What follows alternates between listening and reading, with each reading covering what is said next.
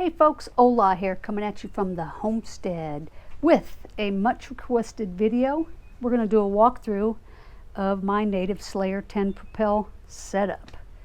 So this is rigged out exactly as if I was headed to the lake or in the lake, except for the cameras. Obviously I've got them strategically placed. So let's start in the front.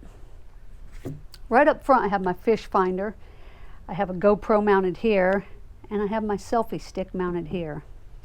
Now the wiring and battery for the GoPro are located in the hatch. Here's my battery. You guys, this battery is teeny tiny. I just normally loop it right through this by Velcro, so it's hanging just in case I get water in the hole. If I do, this battery is suspended and it's waterproof. But look at the size of this battery. This tiny pack powers this fish finder for 2 trips, 2 days.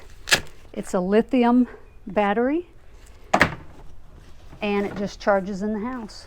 So it's just suspended there. And I hope y'all can see, but let me turn this on. This is my transducer. And I'll take a picture with my flash to try to make it a little more visible to you guys, but it's just laying in the bottom of the hole with some electrical putty. That putty acts like not only a cradle for it, but it transmits through the putty. So this lid, whenever my wires are here, I just bring them out the side and they this hatch won't close all the way, but I haven't drilled holes yet. That's why I was waiting to make sure that this is where I want to keep my fish finder. So soon I'll either be drilling a couple of holes here, or I'm even considering drilling them in the lid because I can replace that lid for a few bucks. I've added this extension strap for when I have to pull this baby up that embankment at Fellsmere. It's not easy, so that gives me a little more length and leverage. Then I've got an anchor trolley. This is a Yak Attack anchor trolley. And I did install that right after I got it. It's a pretty nice one because you can lock it up, lock it out, so no movement. So yeah, I mounted it as far as I could from point to point just to get the most out of it. There's my underwater GoPro. She stays right there while I'm fishing. Also have my extra batteries and a charger for my remote control, some memory cards, some waterproof doors, just a few GoPro accessories that I might need if it starts raining on me. We can get rid of the audio and close everything up. Here is your Propel drive cover. Maybe some of you aren't familiar with the native system, but here's how it works. If you're pedaling and you need to bring it up, it has this little index plate. You press down and it tells you right where you need to keep your propeller in order to get it through the hole. And then you just slam that bad boy back down, you're ready to go. So back in deep water, boom, it's in. And I really don't even fasten these. And I don't use this latch right here either. That'll lock it down, but I like to ride with it up in case I hit something that's floating or submerged that I can't see. It'll actually kick the drive up. It'll just boom. Here I have my net holder, and then this little roller here, there's just an accessory hole in the top of the drive. It's like a 1/4 inch standard size receiver, and I just set my net right there. This big foam handle's a little bit big. It'll go in there, but it won't stay. So I just set it right there. I get a fish, boom, I'm on it. Let's see what else.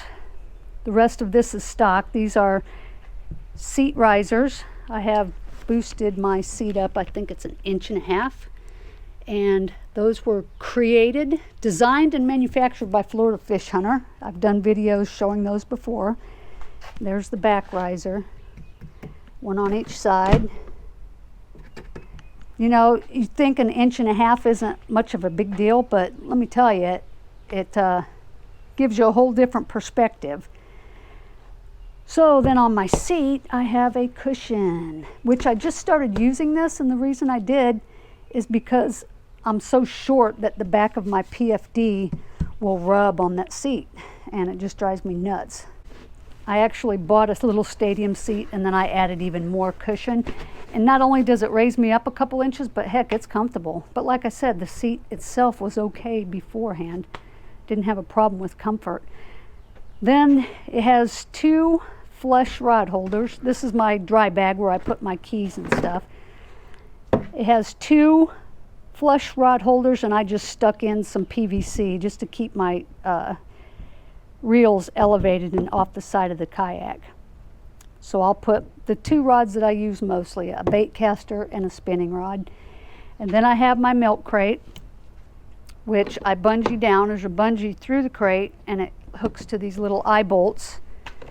And in my crate I normally carry, it'll have this little tower I made with a GoPro. There's my rear GoPro, guys. That's where you get that shot from. And that is powered by a solar, I think that's a 10,000 milliamp. It's either 10 or 20, I can't remember. And that cord just wraps and goes right into the GoPro. That's a Hero 7 black that I use there. That one up front is a Hero 5, and the underwater one's a Hero 6. Then I've got a little spare. This is I guess it's a semi-dry bag. And in this I carry a spare fish scale, some spare sunglasses, some spare leader, a spare towel, some old lady cheater glasses in case I can't see to thread my hook. So just some odds and ends in there that I don't use very often, but it's nice to have. So that usually hangs from right there. Then in the basket I'll have 3 tackle trays, just some terminal tackle and then different lures. And then I'll always have my bags of whatever plastics I decide to take that day, and that changes with every trip, every single trip. Then in there I also carry bug spray, I'll carry sunblock, I'll carry an additional bottle of water in addition to what I bring in my cold pack, a spare rag, and guys, you probably aren't too familiar with this, but it's called a shiwi. Yeah, I haven't used it yet. It's brand new, guys. I don't use it. My shiwi is right here. Boink. And I know that sounds crude, but that's exactly it. Another plus for that access hole. Then on the back of my milk crate, I just zip tied some PVC. I did a lot of do-it-yourself, guys, because I'm not rich. Not rich by any means. And here is my rudder, which I have upgraded that. That is the Burley Pro steering upgrade.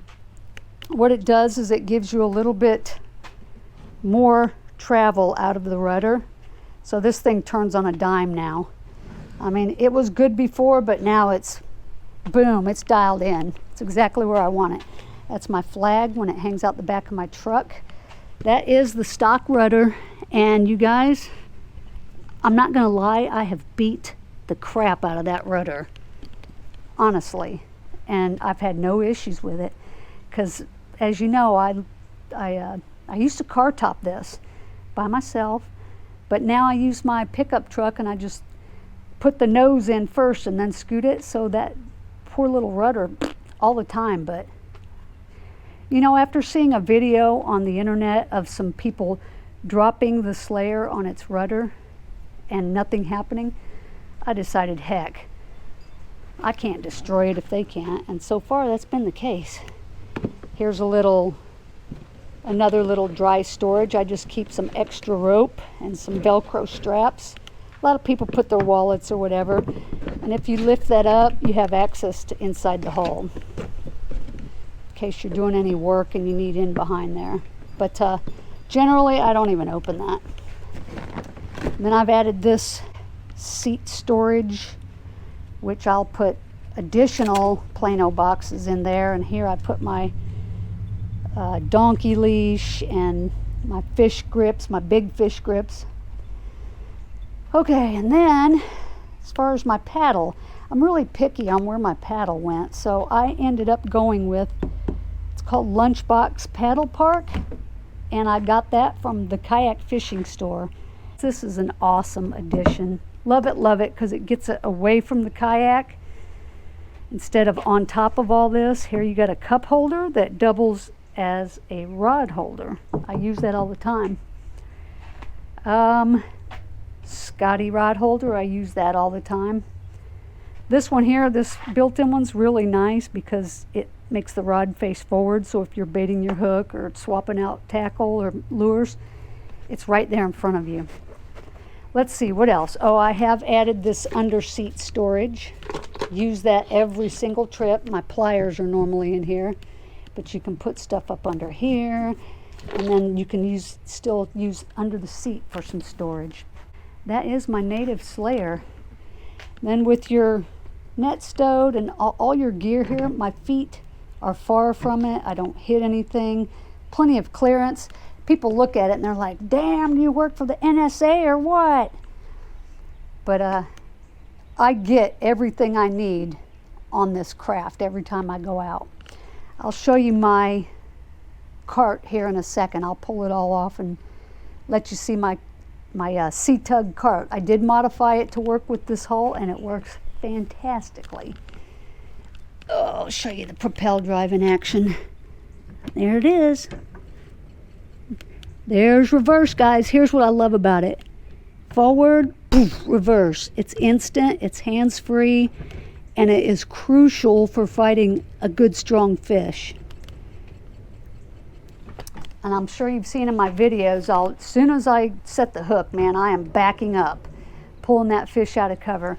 That is one major thing this craft has over the competitors is I need reverse, boom, I'm in it. Cannot complain. So that is my native Slayer Propel 10 setup. This is a 2016 model. Oh, and this holder here is just a Yak Attack. It's called Yak Attack Panfish, and it pans easily while it's tightened down, so that works good for the GoPro on the front. En route, I just fold that seat down. This goes in the cab. Drive comes up. Put it in travel mode. That goes in the truck. I pack everything in my truck as far as the crate and all the GoPros and the fish finder, just because I don't want something to happen and, you know, something blow off or get hit by someone and it gets rocketed off. So yeah, I do choose to keep it inside the cab.